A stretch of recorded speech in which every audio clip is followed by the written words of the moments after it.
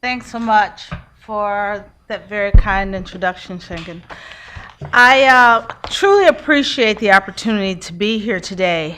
And when we were talking about the subject, WFP, good to great, or great to greater, or great to fantastic, or I said, isn't it a bit premature for me to give that lecture? And I'll tell you why. Because I've been there now all of 6 weeks. And I have taken on the helm of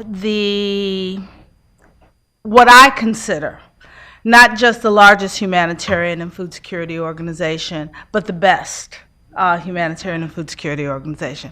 And I say that with a lot of pride because this is an amazing opportunity to lead this organization during this period of time when the global community actually is paying attention and aware and care and investing in agricultural development, food security, the elimination of chronic global malnutrition. So to accept the leadership helm of an organization like WFP during this period is even more of a significant responsibility than it is at any other time, I believe, in our past and immediate future. So what that meant for me was coming into this organization as a leader who believes that in order to truly lead, you must have people who will follow you. It becomes my responsibility not just to say, here's what I think is the way forward. And instead, to drive the organization to embrace the opportunity for evolving and transforming the processes, the practices, the operations as we move forward. And so what that meant for me was taking this organization that reaches something on the tune of 95 million to 100 million people, beneficiaries per year, that operates in 77 countries, that has, depending upon who you talk to, something between 10,000 and 14,000 employees, consultants, national staff, volunteers who work with us around the world to deliver 3.5 million metric tons of food on an annual basis, to say, how can we move forward together? So what that meant was bringing in, we now have McKinsey in the organization working with us to perform what we're calling a rapid organizational assessment, a diagnostic of what are the changes that we need to make in order to ensure that we not just say we have moved from a food aid to a food assistance organization, as Shengen talks about us, but that we can perform as a food assistance organization at the same level of high quality, high value that the world has always come to anticipate from WFP on the ground in a food aid operation, that we bring that same level of value as a food assistance organization. So in order to do that, it meant that I should not just walk in and say, here are the things that we need to do. Here's how we go from being where we are today to where we are tomorrow. Instead, you bring in a team that looks at all of the functions of the organization, both in the corporate office in Rome, in our liaison offices around the world, in our country offices where the work is performed, as well as the regional offices who support them, and determine what's working, where are our opportunities, and how do we move forward. So basically, I'm 6 months too early on this talk, but I'm going to give it anyway, without at the same time being very, very disciplined, because I will give you some ideas about how I believe in a very high-level manner that we will move forward, without giving you the specifics of the program or process changes that I believe that the ROA will suggest as the way in which we will move forward. And the reason for that is, as I said to the liaison office here earlier, I am determined to embrace discipline in my actions. Because as soon as I say, here is how I believe we move forward, it becomes the ED said, and the ED wants, and all of decisions will be colored by what people believe are the outcomes that I want to see from the process, as opposed to the outcomes that the organization should drive for.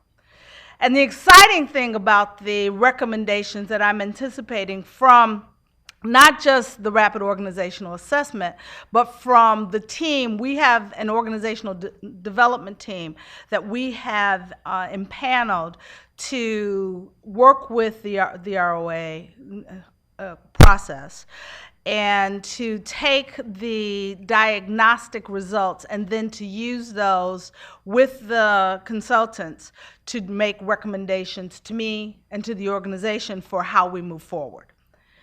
And in order for that to happen, we needed to ensure that that ODT team was, that team included not just the same likely suspects. Every organization has this. Every time you say, give me the 10 leaders in the organization, the exact same list of 10 names comes forward.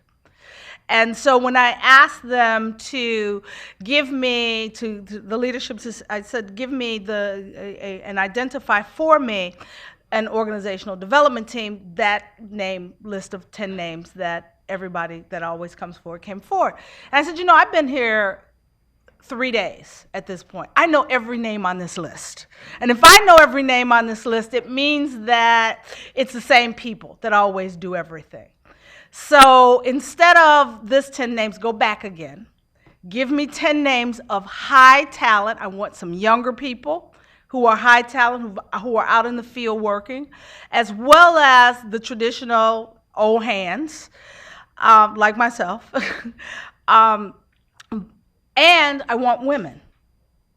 And so they came back, and they had amazed themselves. They said, we've forgotten about blah, blah, blah person. And when we went to the executive leadership, executive leadership assessment files, they were on the top of the list. And guess what? The list is now 60% women. And so for all of us who work in this arena to suddenly have a list of leaders that is not only reflective of geographic diversity and diversity of experiences between the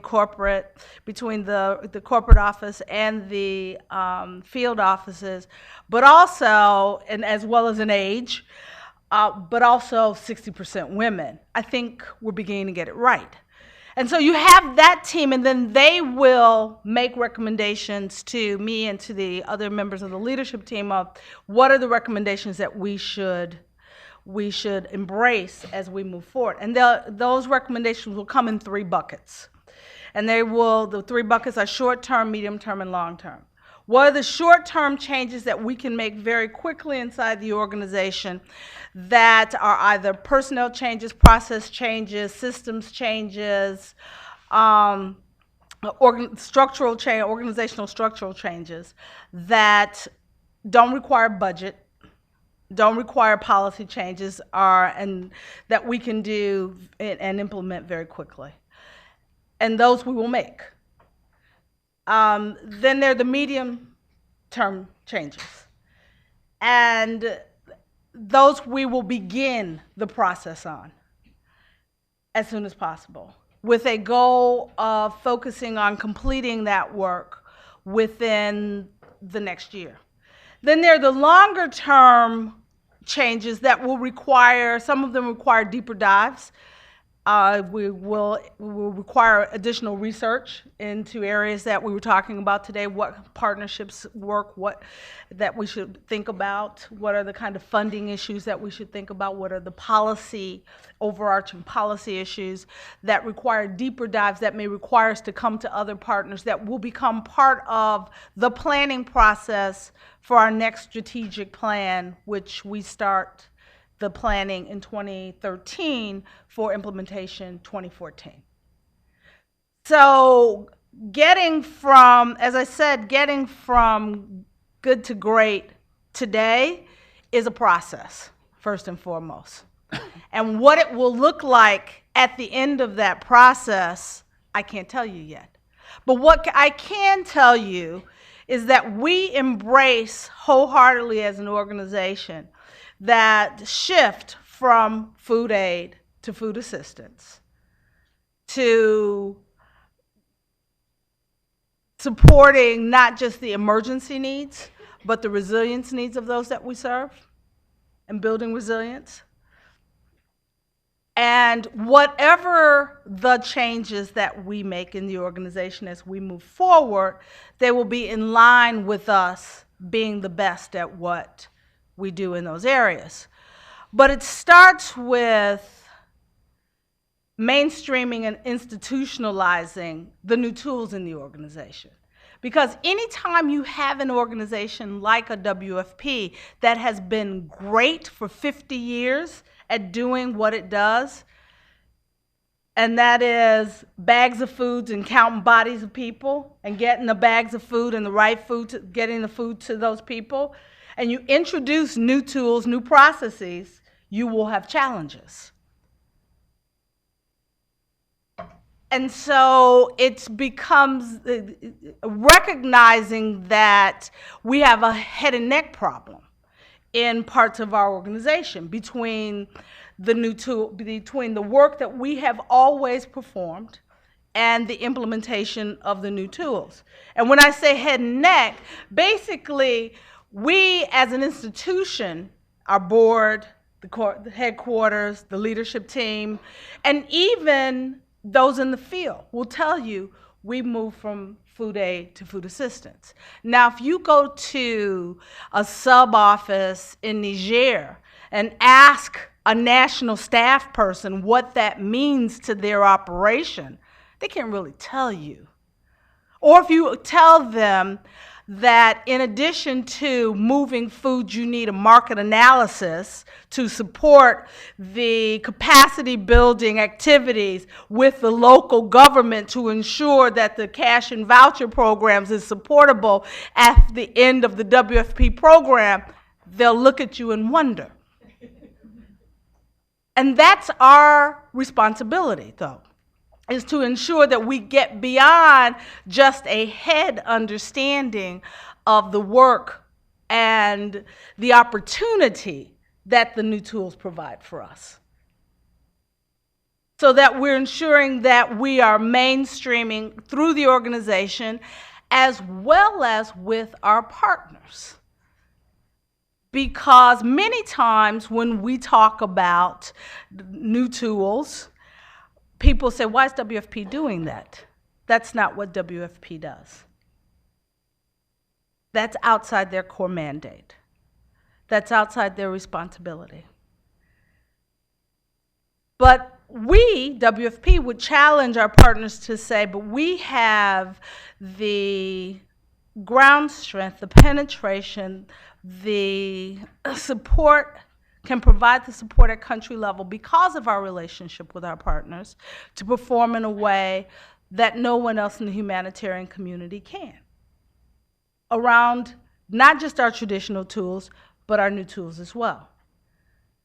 So, but ensuring that we are knitted up better and better aligned with both our traditional partners, like FAO, UNICEF, IFAD, UNHCR, as well as non-traditional partners like IFPRI, who can work with us on evaluation and building the right tools to ensure that we are performing effectively at country level, or private sector, or the governments themselves.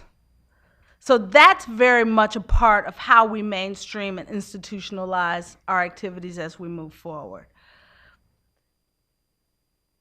So, but all of that will require that we measure and report, as well as monitor our activities in a way that gives us the evidence of the effectiveness of any activity that we perform on the ground. Because it is, again, it is one thing to talk about moving from food aid to food assistance. It's another thing to talk about getting the partnerships right as we move forward. But if we cannot demonstrate through quantifiable evidence the value of our work in these areas, we will not receive the support from either our donors or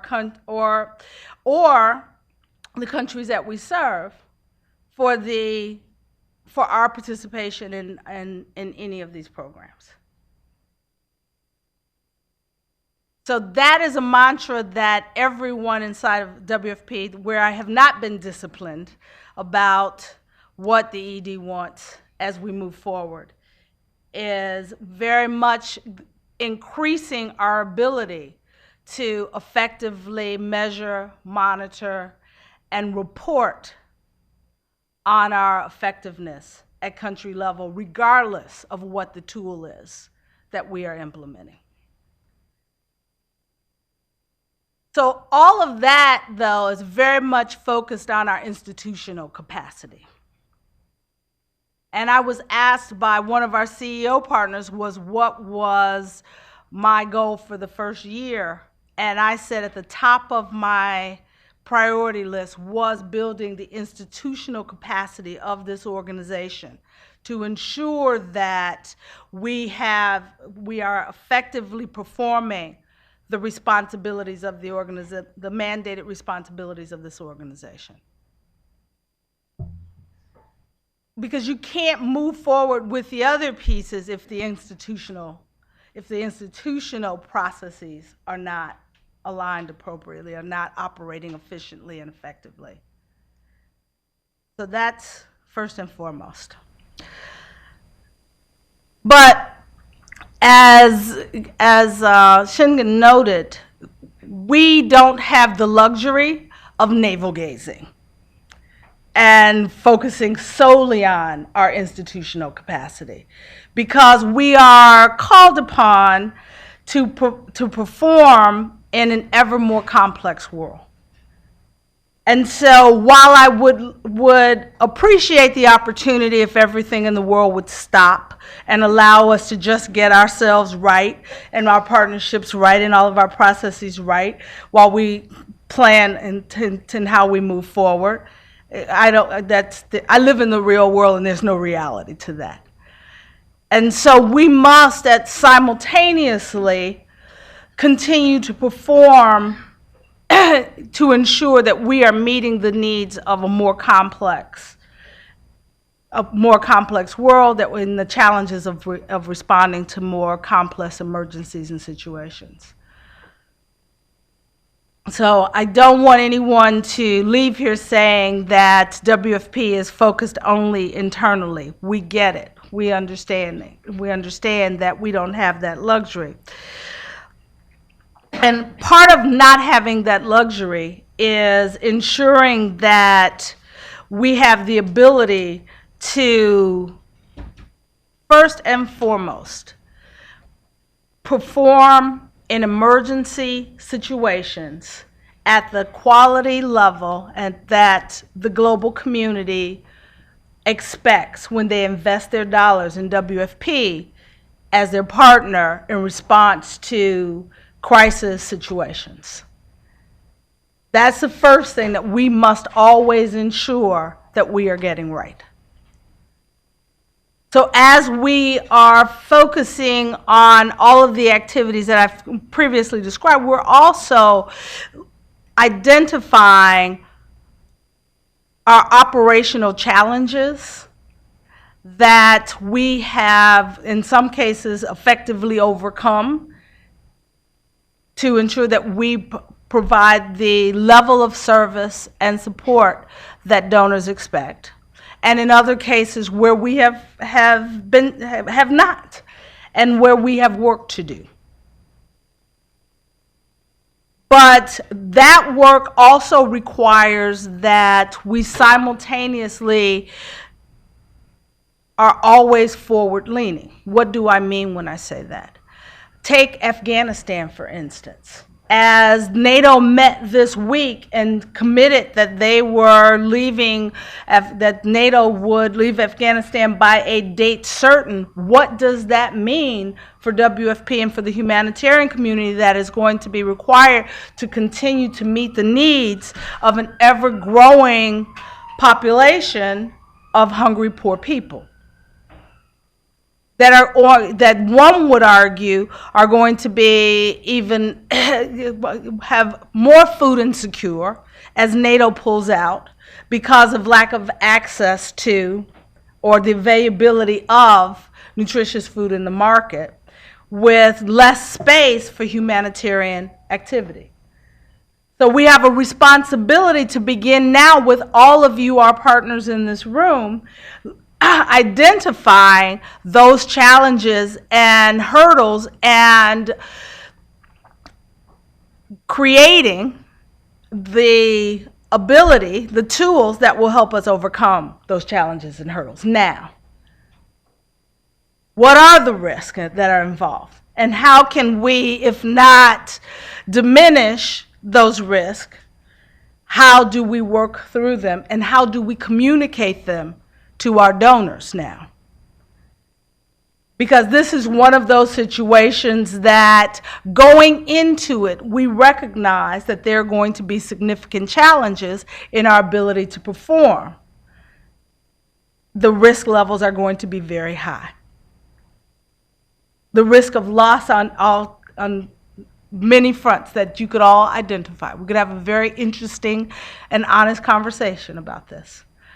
But that becomes very much a part of WFP performing in what is expected as the traditional space in which WFP operates, to ensure that we can perform not just in quick onset emergency, but those longer term and slow onset emergencies. Because that's what Afghanistan is going to become over the next 2 years. And shame on us if we don't begin to plan for it now. And so having the ability to assess and identify the challenges and begin to identify the operating activities that will ensure that we can meet the needs of the population with the right tools, at the right time, for the targeted population that we will serve for a longer term period of time. So that's a big part of how we move forward as well. And then you can substitute Horn of Africa for Afghanistan, Sahel for Afghanistan, Pakistan for Afghanistan, name the country. We need to ensure that we are participating not just as WFP, but WFP in partnership with the other relevant members of the humanitarian community in the how do we go forward. One of the conversations that we were having earlier today was how do we assess the challenges and recognize, and how do we communicate those challenges and begin to plan for them early on. That becomes a big part of what all of this means when we talk about institutional change for performance, partnerships for performance, right systems. All of that feeds into our ability as a community and as a leader in this space, in this community, to achieving the desired results, and that is ensuring that the hungry poor has access to food at the times, at the place, when they need it. So as I look at the material that they wanted me to cover with you here today, I'm skipping a lot of it because I want to quickly move through some of this, because what I'd much rather do with our time together today is hear from you about your thoughts on how WFP can best move forward, because we are very much in that planning stage process. And I'd also like to hear about your concerns and issues about anything that I'm saying or things that I haven't said. Because many of the facts here that are outlined in this presentation are things that many of you in this audience wrote. So, and we're responsible for collecting the data to support. So for me to come here and to repeat to you the facts and figures of the status of where we are as a global community on addressing the food security needs of those who are our stakeholder population, shame on me. Not a good use of my time or yours. The better use of my time is to give you exactly what I'm telling you, and that is what we believe is our way forward as we begin to start this process, and our commitment to you that we will be your partner, and we are a partner, and we do see that there's opportunity for us to better align our performance with the needs of those that we serve. So there's a couple of things, though, that before I do open this up for questions, I want to make sure that you heard from me. And one of them was that we recognize what our first and foremost responsibility, and that is that we get it right in emergencies, regardless of what kind of emergencies and where it's located. So you've heard that from me. The other one is on partnerships, and you've heard that from me, and recognizing the responsibility that we have to ensure that we are not just a partner, but the best partner on the work that we have the responsibility to perform of providing food assistance to the hungry poor. Because far too often we give lip service to the term partnerships, but we don't really recognize what that means in the planning of our programs, the implementation of those programs, and the assessments of an evaluation of the work that we perform and how we learn lessons, not just internally, but as a community. So hearing that from me is another issue that I want to make sure that I didn't leave here today without addressing with you. The other is acknowledging that we must become, as a community, more efficient, effective, transparent in the work that we perform. It is no longer good enough to get it done. And we all say this. And at the end of every operation, we remain challenged in how we effectively reach the toughest population that we serve. How we make our systems more efficient to ensure that we are not repeating the mistakes of the past at the cost of the dollars that we're investing today. And so taking that to heart in the development of both our internal activities as well as our external relationship building becomes important. I hear you when people say to me that WFP is the most expensive operator, an expensive program that they can invest in. And we have a responsibility to address that issue. And I know all my WFP people in here are cringing as I say this. But it's the reality.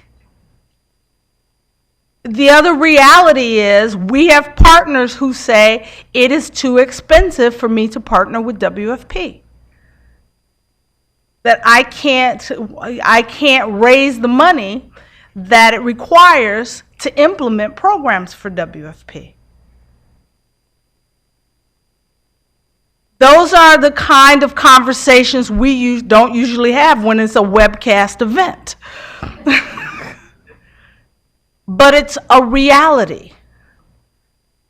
And shame on me if I come in with this opportunity as ED, having served in a different capacity and when was critical of WFP and not work to address the issues. So opening wide-eyed open on those issues that you grumble about us in closed meetings and that we talk to you about in dark corners. But if we're going to begin to address those issues, we have a responsibility to perform the work that I've talked to you about internally first, and then we must have realistic conversations with our partners. So another activity that will occur is we will have an NGO forum, an implementing partner forum, that is different this year than the ones that we've had in the past, where it is not just about presentations. What we really want, and I've already begun to talk to some of the larger international NGOs about their participating with us on developing the agenda for this program, is an opportunity to look at what are the challenges that we have and how we work together, and how do we begin to address those challenges. And I am not going to suggest this is something that we will accomplish in one meeting or in 1 year, but we will begin to see a path forward to how we address that issue. Because if we are going to build, as I have committed that we will do, the WFP that not only is the best organization and a great organization today, but the best and great organization for the 2050, then we must get those kind of tough issues right. Because we can't perform this work without strong partnerships. What makes us strong in the field are the relationships that we have with our partners in the field. So I am going to turn the light on that one, and we're going to have some very tough conversations, even if my staff won't let me come in the office afterwards. So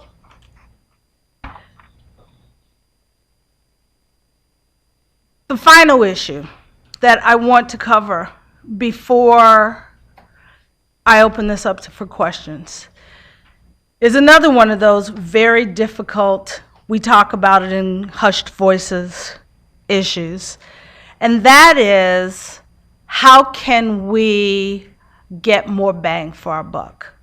We have increased the income to WFP, but we have not increased significantly the number of people that we serve. And there's a lot of reasons why for that. But there's also a recognition that the world needs more from us. So we can't continue to grow the organization if we're not growing for the benefit of serving more hungry, poor people. And that doesn't necessarily mean more food to more people. It may mean better use of our services of capacity building to assist governments in how they provide more food to hungry people.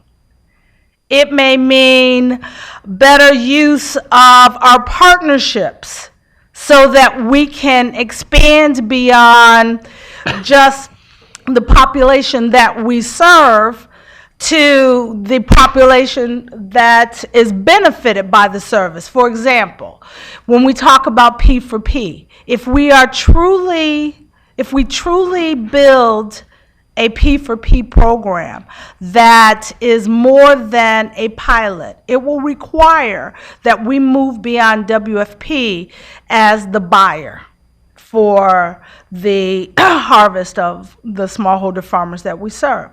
WFP should be a catalyst for creating opportunities for those smallholders to sell to a commercial market buyer.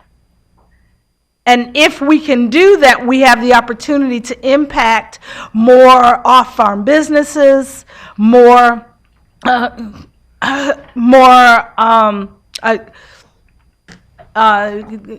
opportunities for urban buyers to potentially have access to foods that are supplied by smallholders who benefited from support from a P4P program. So more bang for our buck is going to be a mantra that you will hear from WFP as we continue to move forward. So as I conclude, let me say that I look forward to coming back a year from now and saying, here's what I told you we were going to do. Here's what we accomplished, and having you all nod your heads like you're doing now when I tell you about the things we need to fix, that here's what we accomplished, and here's how we move forward. And that you will acknowledge that we're moving in the right direction, that we are moving from good to great, but more importantly, that we're moving from good to great for the benefit of those we serve, and we're beginning to see the path forward to responding to the food security needs of the hungry poor that we serve together around the world.